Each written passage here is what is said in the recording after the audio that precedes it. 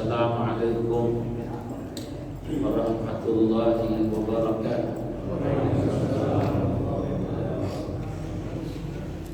Alhamdulillah nahmaduhu wa nasta'inuhu wa nastaghfiruhu wa nasta'dinuhu wa na'udzu billahi min syururi anfusina wa sayyiati a'malina. May yahdihillahu fala mudilla lahu wa may yudlil fala hadiya lahu. Ashhadu an la ilaha illallah wahdahu la syarika lah, syahadatan tunji qailiha min ahwali yaumil qiyamah. Wa ashhadu anna Muhammadan abduhu wa rasuluhu la nabiyya ba'dah. Allahumma salli wa sallim ala habibina wa nabiyyina wa maulana Muhammad wa ala alihi wa ashabihi wa man tabi'ahum bi ihsan ila yaumiddin, amma ba'du. Fa inna syari'ata adlun kulluha, rahmatun kulluha, masalih kulluha, hikamun kulluha. Fa kullu ma kharaja minal adli ilal jur wa minal yusri ilal usr wa minar rahmati ila diddiha falaysa minas syari'ah wa in udkhila fiha bitta'wil.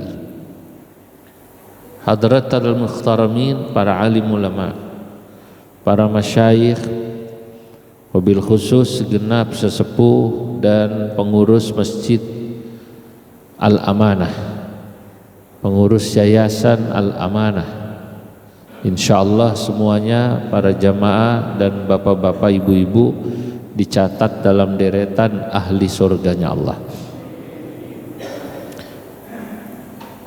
Alhamdulillah, pada siang hari ini saya dapat berkumpul bersilaturahim dengan jamaah Masjid Al-Amanah setelah sekian lama mungkin tidak silaturahim kemari, hampir setengah tahun mungkin. Saudara-saudara, syariat Islam itu adalah syariat yang didesain untuk manusia. Dengan kata lain, syariat Islam itu syariat yang manusiawi. Bahwa inti dari syariat itu kan dua, mengerjakan dan meninggalkan. Mengerjakan yang diperintahkan oleh Allah atau mengerjakan yang tidak dilarang oleh Allah, itu juga boleh dalam Islam.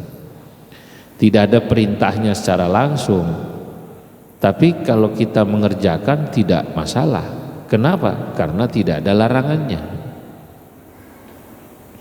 Kayak orang duduk di masjid, tidak ada larangannya nyender di tiang, itu tidak ada. Atau nyender sambil selonjor, itu tidak ada.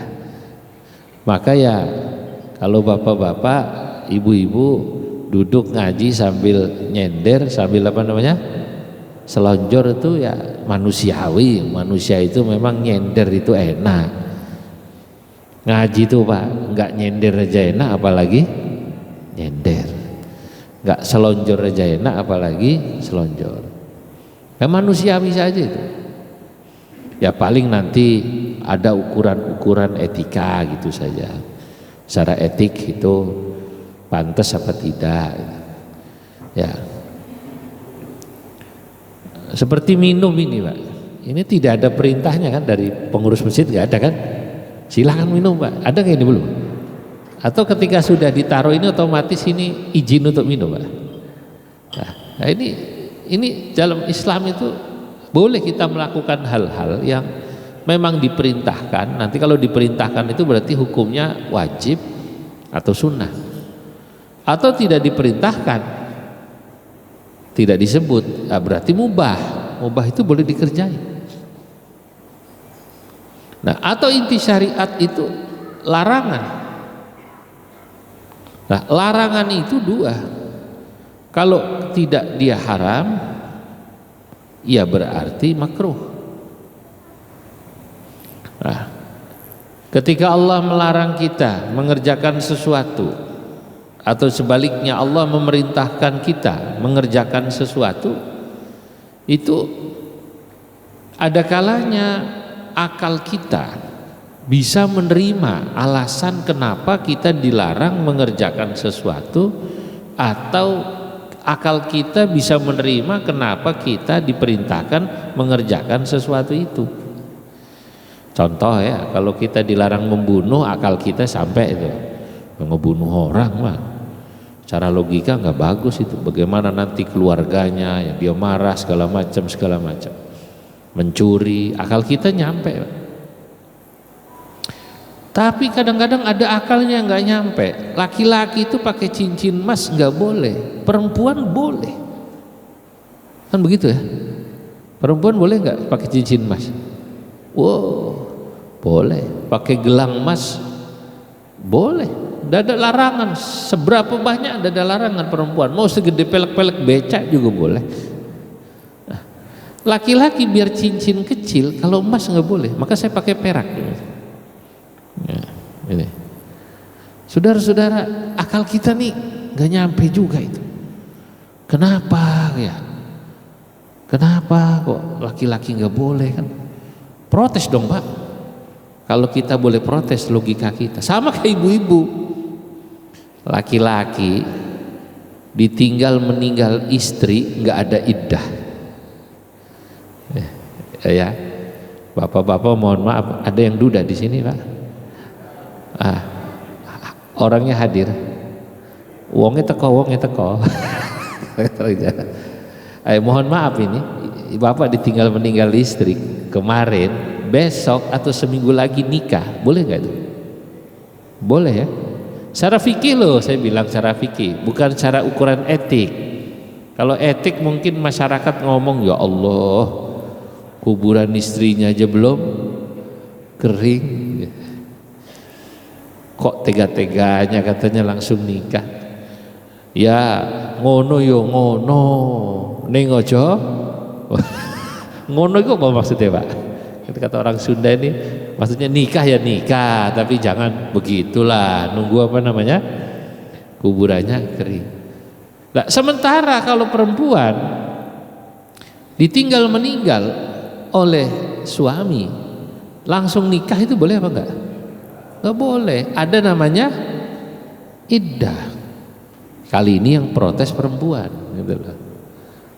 Harus nunggu arba'ata ashhurin wa ashra, 4 bulan berapa? 10 hari. Ya, ini kadang-kadang kalau ditanya agama Islam ini adil apa enggak? Adlun kulluha. Dalam mukaddimah tadi saya katakan, fa inna syari'ata adlun kulluha.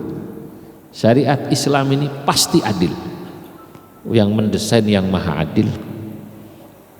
Ini boleh, ini enggak boleh, ini haram, ini enggak haram. Termasuk tadi ya, laki-laki diharamkan pakai cincin emas, pakai sutra murni, perempuan enggak. Laki-laki enggak ada iddah, perempuan ada iddah. Maaf ini sensitif, tapi saya harus sampaikan, namanya hukum. Laki-laki boleh enggak poligami Pak? Hukumnya ini hukumnya. Ya kalau bapak-bapak sih saya lihat ini semua makomnya makom fa'in khiftum. Fa'in khiftum alla ta'dilu fawahidah. Kalau Ustadz ini paham artinya. Untung saya pakai bahasa Arab. Makomnya ini makom takut gitu. Ya, bukan takut istri, takut Allah. Makanya istrinya cuma 1. Di mana-mana 1. Nah, laki-laki boleh, perempuan kenapa tidak boleh? Nah, saudara-saudara, kadang-kadang perintah, larangan sesuatu itu ada yang akal kita nyampe, ada yang akal kita tidak nyampe. Tapi percayalah, itu semua didesain Allah atas dasar keadilan. Adlun kulluha, rahmatun kulluha, pasti membawa rahmat. Rahmat itu maknanya sesuatu yang membahagiakan. sesuatu yang menyenangkan. Itu makanya kalau ada, kita sering dengar ungkapan wa ma arsalnaka illa rahmatan lil alamin, tidaklah engkau hai Nabi Muhammad kami utus kecuali dirimu akan membawa rahmat bagi seluruh alam. Itu artinya keberadaan Nabi dimanapun itu membuat orang senang, Pak. Nah, mestinya sama, kita ini jadi umat Nabi Muhammad yang melanjutkan dakwah Islam dimanapun kita berada. Apakah kita berada di daerah, di negeri, di kampung, di kota yang mayoritas Islam, ataukah kita berada di daerah, di negeri yang Islam minoritas, mestinya keberadaan kita itu rahmatan lil alamin, membuat orang mereka senang. Nah, makanya kalau ada orang Islam siapapun dia, kemudian kok keberadaannya tidak membuat orang di sekitarnya senang secara objektif. Secara objektif, Pak. Kalau orang hasut sih di mana-mana ada orang hasut. Ini yang saya bahas yang objektif. Orang ini sudah baik, sudah apa, tetap kok. Misalnya orang benci sama dia, berarti dia tidak objektif. Ini hasut dasarnya. Kalau hasut di mana-mana ada, Pak. Biasanya orang hasut itu satu profesi. Kalau pedagang hasut sama ustadz nggak nyambung, Pak, lapaknya beda. Kalau ustadz lapaknya di masjid ya. Biasanya ustadz tuh hasutnya dengan sesama ustadz. Ustadz kok hasut sama PNS, ASN, DKI, yang nggak nyambung juga. ASN yang gaji pemerintah, yang ini kan tidak. Nah, kalau orang hasut di mana-mana ada. Yang saya katakan ini kalau orang sudah benar on the track, nah, normalnya dia harus membawa rahmatan lil alamin. Nah, itulah syariat kita. Nah, makanya kalau ada orang keberadaannya kok tidak membuat orang lain senang, berarti orang ini kurang bisa menerjemahkan syariat Islam dalam kehidupan sehari-harinya dengan baik, ya, atau kurang bisa menggambarkan syariat Islam dengan baik, sehingga orang melihat kok Islam tidak menarik ya, gitu. Saudara-saudara, ini kalau ada orang kemudian menilai syariat Islam tidak menarik, itu berarti bukan Islamnya, Pak, tapi orang Islamnya. Contoh, di tempat lain orang antri, Pak, antri, dia nggak mau antri di bank, di terminal bis, umumnya antri kan. Ini ada orang Islam tahu-tahu datang main set motong, lalu dia kemudian melihat tuh kalau tidak, orang ini orang mana sih, satu, maka dicek biasanya etnisnya, sukunya, negaranya, atau pendidikannya. Kedua, dicek lalu kadang-kadang bawa-bawa agama. Oh begini ya modelnya orang Islam. Nah kan jadi jelek. Lah inilah yang dikatakan oleh para ulama, al-Islamu mahjubun bil muslimin. Islam itu jadi jelek karena perilaku orang Islamnya, Pak. Bukan syariat Islamnya, perilaku orang Islamnya. Kalau dia benar coba antri. Kalau dia buang sampah benar, bersih ya, bahkan dia lihat ada sampah di bawah dia ambil, dibersihkan, orang pasti akan bilang Islam top. Oh saya saja sebagai orang Indonesia, ini sebagai orang Indonesia dulu, sama-sama Islam orang Indonesia itu, Pak, kalau pergi haji orang Indonesia itu dikenal sebagai orang yang santun-santun, sopan-sopan. Oh iya, saya setiap kali bertemu orang Timur Tengah ngobrol, min aina Indonesia, oh kuais. Nah, kemarin saya diwawancarai kan, Al-Islam min ain, nama dan dari mana? Saya bilang Zulfa dari Indonesia. Lain waktu saya ngobrol dengan orang Arab, begitu tahu Indonesia, kata dia, nahna kullama naltaqi bisya'ab Indonesia ra'aituhum dzu khuluq. Kata mereka, setiap kali ketemu orang Indonesia, saya secara umum bisa menyimpulkan orang Indonesia itu akhlaknya keren. Wah, saya begitu, orang itu bilang begitu, hidung saya maju 2 cm. Sebagai orang Indonesia banggalah kan, dibilang katanya orang Indonesia dzu khuluq ya. Dari mana saya bilang Anda simpulkan orang Indonesia akhlaknya bagus? Lah, orang Indonesia kalau ketemu senyum. Saya nggak pernah lihat orang Indonesia itu di Masjidil Haram, di Masjid Nabawi, di toilet, dimanapun ribut berantem sama orang lain. Batin saya itu jangan-jangan nggak berantemnya itu ya karena dia mau berantem nggak ngerti bahasa Arabnya. Mau ribut nggak ngerti apa namanya bahasa Arab. Tapi ya oke lah, ala kulli hal orang Indonesia kan terkenal begitu ya, bahasa Arab karena nggak begitu ngerti, kemudian yang ngomong senyambung-nyambungnya gitu, orang senang gitu. Banyaklah video-video viral itu yang orang Madura ngajak ngomong orang Inggris atau mana gitu dari Pakistan, yang satu ngomong Madura Pak, Tritan Dibbe gitu. Udah ngomong orang Madura, bahasa Madura satu, tapi begitu umat Nabi Muhammad, oh salaman, orang sudah baik. Nah, ini konteks daerah ya. Lah konteks agama sama.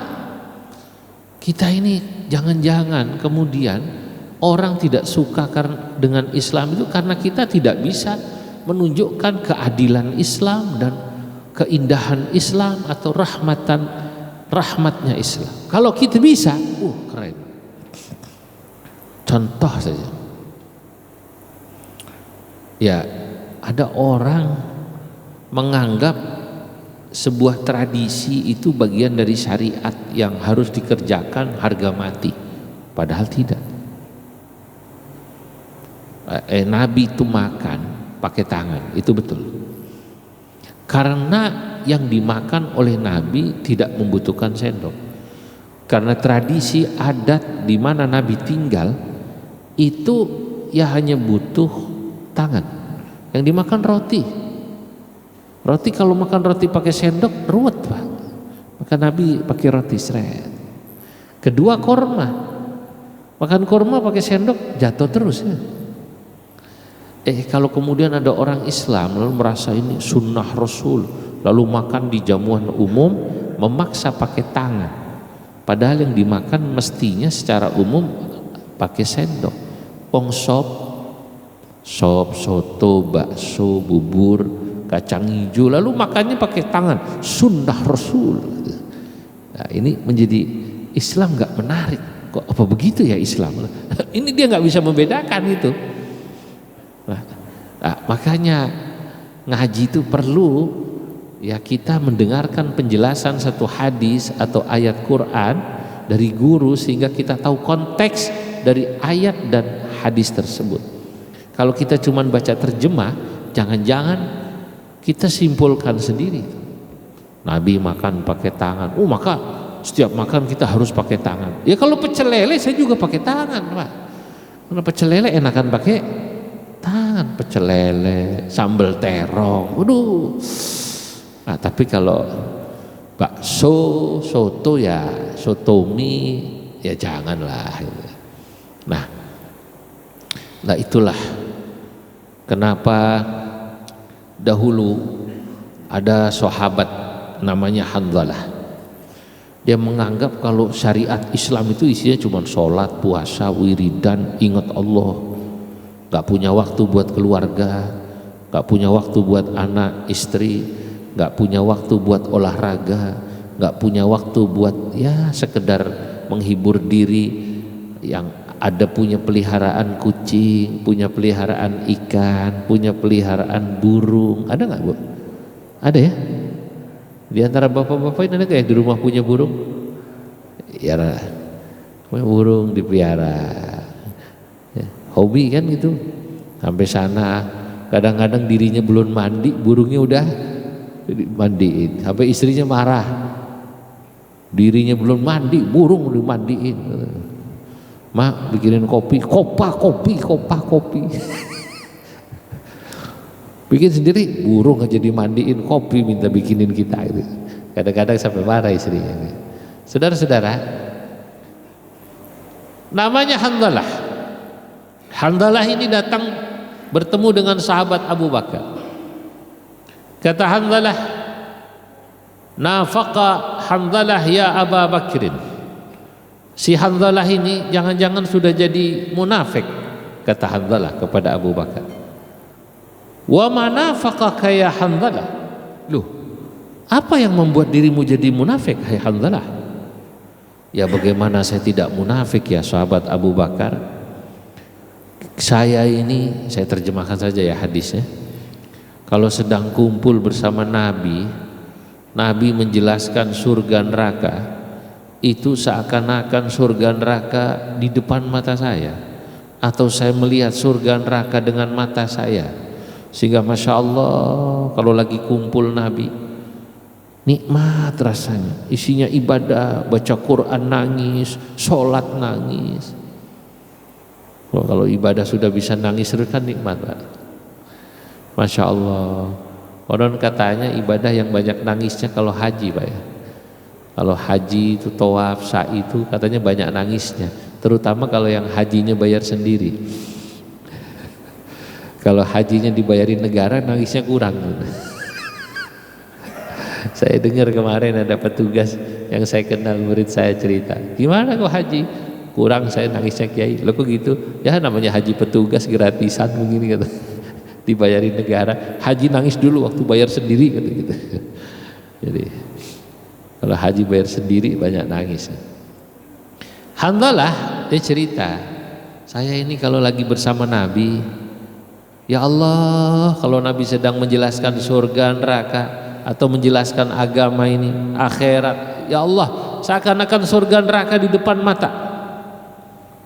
Falamma raja'na wa afasna al-azwaja wal aulada wad dhi'at, tapi begitu saya pulang ke rumah, kumpul anak, kumpul istri, kalau yang udah sepuh kumpul cucu. Waduh, katanya cucu tuh ngalahin anak ya Pak ya, nikmatnya ngomong cucu ya, karena dulu waktu kita bapak-bapak punya anak lagi sibuk cari duit, jadi waktunya kurang. Sekarang waktu banyak ngurus apa namanya, cucu. Nah kalau sudah sampai rumah ngurus anak, ngurus cucu, nikmat. Surga neraka mohon maaf agak lupa. Bukankah itu berarti saya munafik, kata Hanzalah. Bukankah kalau saya kemudian sama anak bercanda, kalau bahasa kita sekarang ke mall, ngajak makan anak istri, main anaknya cucunya, apa itu permainan-permainan time zone, atau kalau ke Ancol ke apa namanya, dunia fantasi apa berenang. Bukankah kemudian itu kami ini lupa sama akhirat? Tadi di masjid nangis ingat akhirat, kemudian pulang dari masjid olahraga, naik sepeda, jalan kaki, jogging, bawa keluarga ke mall makan, lupa. Bukankah itu munafik? Kok bisa berubah? Habis nangis terus lupa akhirat. Begitu Hanzalah bilang begini pada Abu Bakar, sahabat Abu Bakar menjawab, lah kalau saya juga begitu sama Hanzalah. Sama, saya juga sama seperti itu. Nah terus kalau begitu saya juga bisa disebut munafik kalau ukurannya tadi di masjid ingat akhirat, begitu pulang lupa. Akhirnya sahabat Abu Bakar dan Hanzalah menemui Nabi Muhammad sallallahu alaihi wasallam. Begitu bertemu Nabi, Bapak Ibu, Hanzalah berkata, ya Rasulullah, nafaqa Hanzalah. Si Hanzalah ini jangan-jangan sudah jadi munafik. Kenapa? Ya tadi ya saya sudah ceritakan, kalau sedang bersamamu saya ingat akhirat, surga neraka di depan mata, tapi kemudian pada saat kembali ke rumah kumpul anak istri saya lupa ya Rasulullah. Oh, enggak begitu Hanzalah. Sa'atan wa sa'atan. Hidup itu ya memang ada saatnya kau ingat akhirat,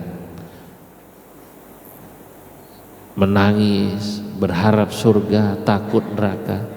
Ada saatnya kau gembira bertemu anak istrimu. Sebab andai kata kau hidup, kata Nabi, ingat Allah terus, ingat akhirat terus 24 jam non stop, fi turuqikum wa fi furushikum, di jalan, di pasar, di kasur, ingat Allah terus.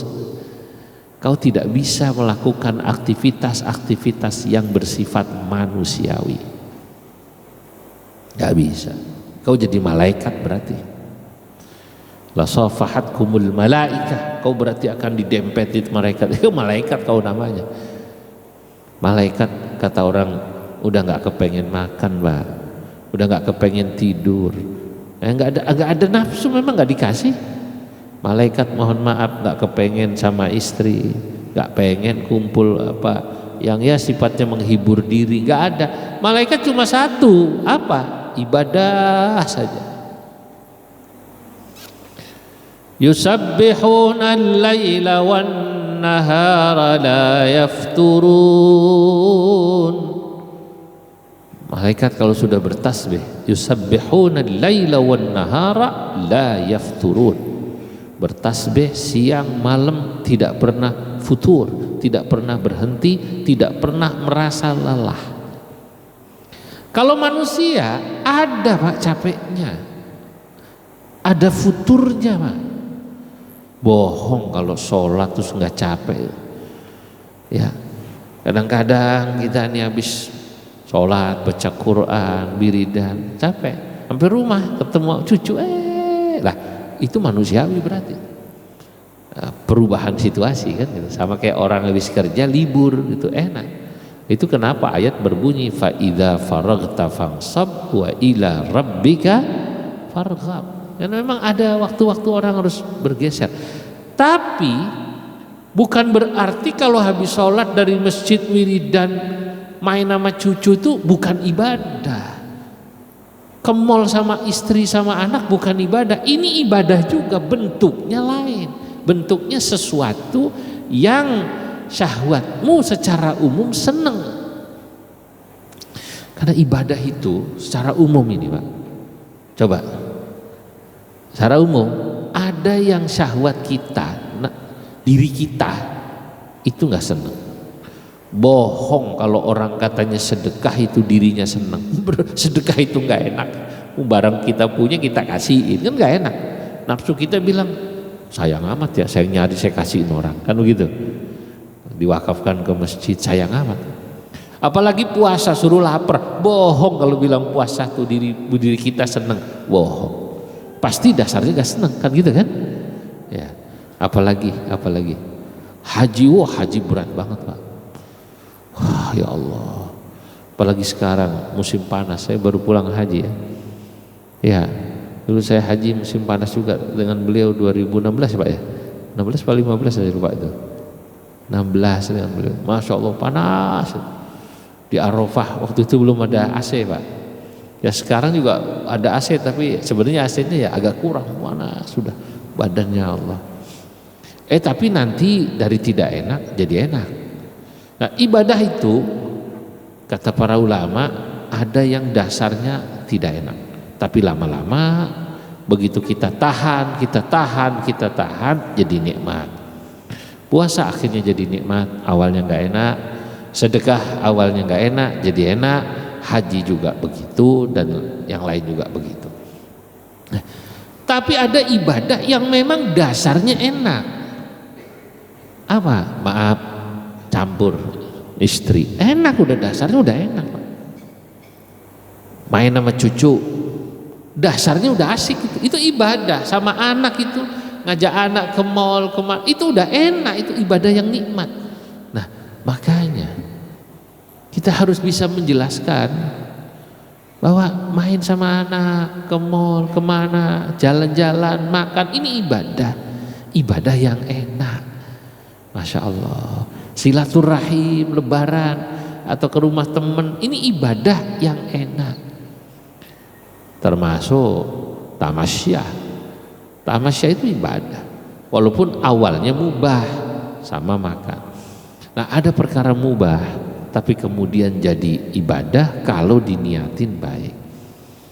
Nah, jadi hadirin yang dimuliakan Allah, kalau ditanya apa nonton TV itu dosa, ya enggak. Itu sesuatu yang mubah saja, tergantung kemudian kita bisa menggunakan waktunya dengan baik apa tidak. Nonton TV Pak, ya. Sekedar main game ya nggak dosa, tapi kemudian kalau main gamenya melewati batas, main catur, kalau dulu kan main catur ya orang main caturnya melewati batas, ngabisin waktu sehingga lupa saat sholat lain sebagainya, jadi dosa. Mendengarkan lagu-lagu ya sholawat atau Quran ya semua bernilai pahala kalau pada bagian-bagian tertentu sekedar saja menghilangkan kejenuhan. Nah ini yang perlu kita jelaskan tentang bagaimana syariat Islam itu manusiawi. Makanya sekarang lagi rame ya di Timur Tengah itu, seiring kebijakan Saudi yang memperbolehkan perempuan keluar rumah sendiri, bawa mobil sendiri, nyupir sendiri. Sekarang pemerintah Saudi kan memperbolehkan itu. Lalu dianggap sekarang pemerintahnya, terutama putra mahkotanya itu Muhammad bin Salman, dianggap apa ya bahasa kitanya itu liberal. Jadi perempuan boleh nyupir sendiri. Mereka menyebutnya MBS ini wali, katanya. Wahabi liberal, katanya. Wali itu pelesetan dari Wahabi liberal. Perempuan dulu nggak boleh nyupir, sekarang boleh. Ya sebenarnya kalau orang yang ngaji fikih tahu, perempuan itu mungkin dulu dilarang nyupir karena adat waktu itu masih belum seperti sekarang ya, sistem keamanan belum seperti sekarang. Ya kalau perempuan dia bisa menjaga diri, nyupir, tidak merepotkan orang. Lah kalau dia pergi harus sama mahram, suaminya pergi kerja terus dia harus supirnya bukan mahram juga kan kalau dia nggak boleh nyupir sendiri. Nah kalau dia nyupir sendiri malah lebih aman ya. Hadirin, ini yang membedakan ya antara diri kita antara orang yang bisa memahami bahwa syariat itu sesungguhnya sangat manusiawi. Nanti kalau kita beri contoh lagi sangat banyak. Tentu waktu yang tidak memperkenankan. Semoga alhamdulillah ya sudah jam 1 apa yang saya sampaikan ini bermanfaat. Kita tutup dengan kafaratul majlis. Subhanakallahumma wa bihamdika asyhadu an la ilaha illa anta astaghfiruka wa atubu ilaik. Assalamualaikum warahmatullahi wabarakatuh.